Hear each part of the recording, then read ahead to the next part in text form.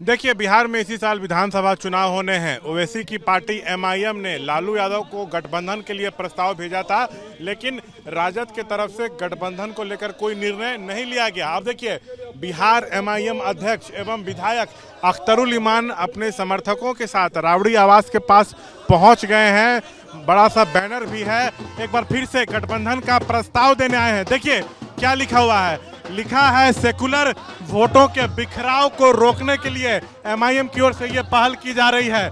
लालू तेजस्वी की भी उसमें तस्वीर है। बैनर में लिखा हुआ है, लालू तेजस्वी अपने कानों को खोल, तेरे दरवाजे पर बजा रहे हैं हम ढोल। गठबंधन के लिए दरवाजा खोलो वरना खुल जाएगा तेरे एमवाई समीकरण का पोल। तो यहाँ पर घेराबंदी भी जो है वो की जा रही है। हम बात भी करेंगे। अख्तरुल जी, आपने गठबंधन के लिए मैसेज भेजा था लेकिन कोई डिसीजन नहीं हुआ, तो आप समर्थकों के साथ यहाँ फिर आज क्यों आए? पहुंचे हैं क्या मैसेज देने?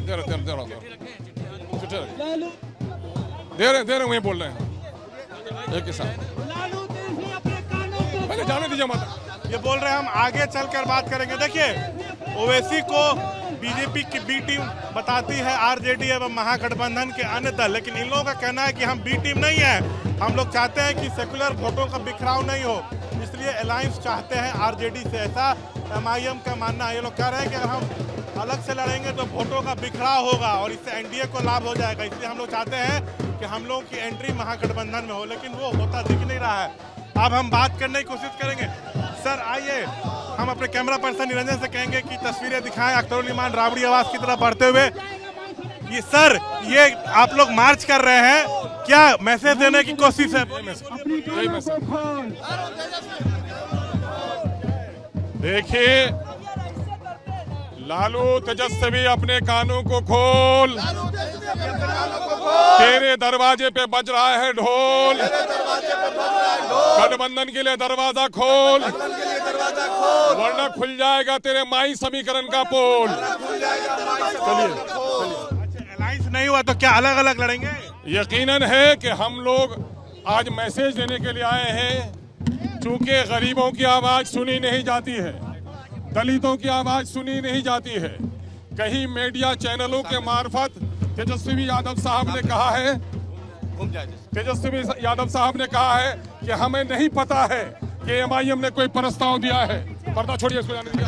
आप लोग आगे होइए, उस रुख से हो जाइए, उस रुख से हो जाइए, इसका फोटो लीजिए। उस रुख से हो जाइए, उस रुख से हो जाइए, इसका फोटो लीजिए। हाँ, लालू तेजस्वी अपना दरवाजा खोल, लालू तेजस्वी अपना दरवाजा खोल, तेरे दरवाजे पे बज रहा है ढोल। लालू तेजस्वी अपने कानों को खोल, लालू तेजस्वी अपने कानों को खोल, तेरे दरवाजे पे बज रहा है ढोल, तेरे दरवाजे पे बज रहा है ढोल। गठबंधन के लिए अपना दरवाजा खोल, गठबंधन के लिए अपना दरवाजा खोल वरना खुल जाएगा फिर तेरे माई समीकरण का पोल, वरना खुल जाएगा फिर तेरे माई समीकरण का पोल। अगर अलायंस नहीं हुआ तो क्या करेंगे? देखिए हम लोगों ने बंद करो ढोल बंद करो। देखिए, बिहार में सेकुलर वोटों में बिखराव नहीं हो, यही वजह है कि हम लोगों ने पिछले दिनों में राजद सहित तमाम घटक दलों को एक पत्र दिया कि बिहार में सेकुलर वोटों के बिखराव को रोकिए और सांप्रदायिक शक्तियों को पराजित कीजिए और गठबंधन की सरकार बनाइए। लेकिन हमारे इस कथन पर जर्रा बराबर भी गंभीरता से पार्टी ने कोई विचार नहीं किया, राजद ने, बल्कि हास्यास्पद तौर पर हमारा मखौल उड़ाया कि आप इलेक्शन ही मत लड़िए, इनके कई नेताओं ने कहा।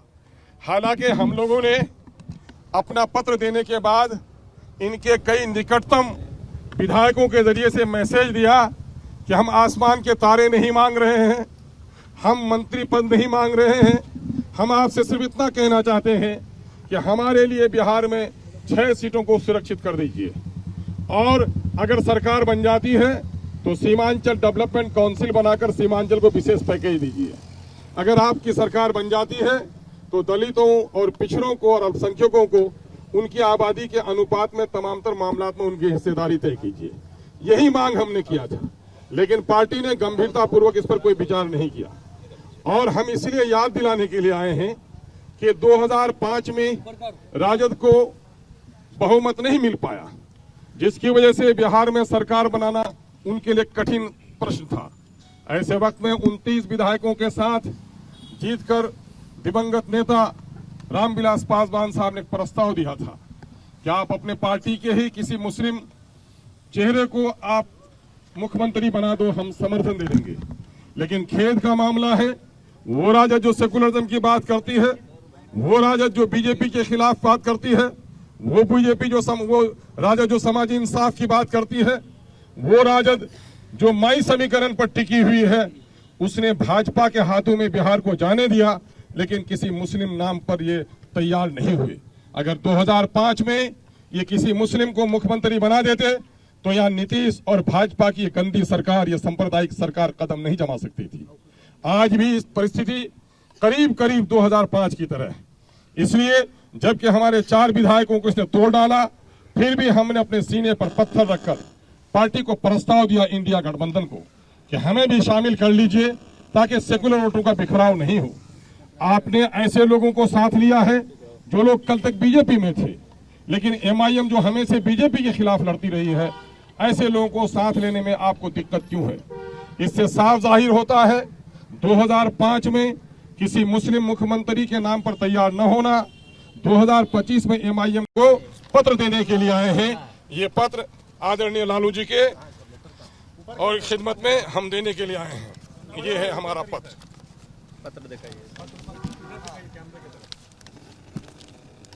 ये पत्र है, आज हम देने के लिए आए हैं। पत्रकारों को बांट दीजिए भाई। चलो बजाओ जी।